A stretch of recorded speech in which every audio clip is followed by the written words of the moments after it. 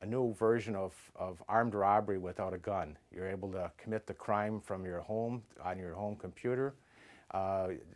It's less likely you can be detected. And then when you are detected and apprehended, unfortunately, often the sentences are lighter. Very often, the perpetrator knows the victim.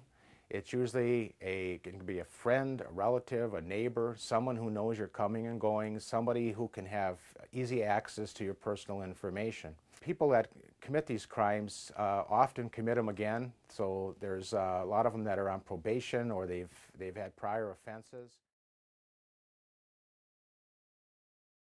Now, please enter the 10-digit phone number you wish to appear on the caller ID.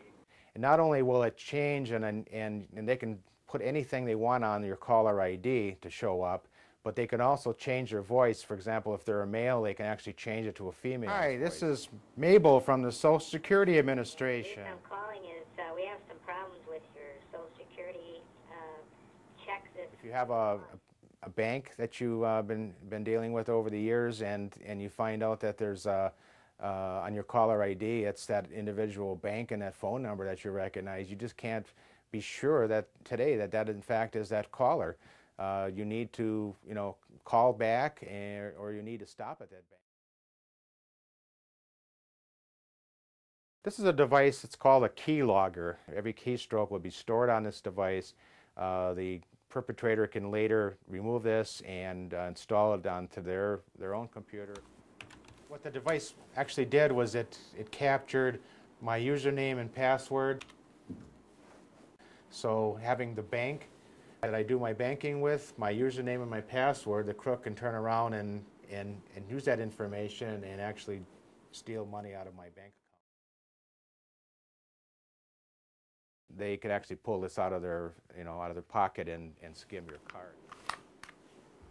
And you can see this is all the information that's on the magnetic strip of the credit card. The full name, the expiration, and also the credit card number itself. They can take a blank magnetic strip and emboss that information back onto the card, and the card can be used as a counterfeit.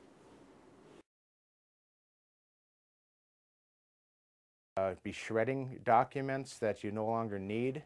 Don't just throw them out in the trash, because there are people that do dumpster diving and will retrieve that information and use it. Check your credit report regularly. There's 3 credit reporting agencies. If you go to annualcreditreport.com, you can obtain a free credit report from each of those each year. When you're traveling, you should carry as little as possible when it comes to credit cards. I would suggest only using 1 credit card if possible. Avoid using debit cards where, if somebody has access to your PIN number, they can actually tap into your personal bank accounts.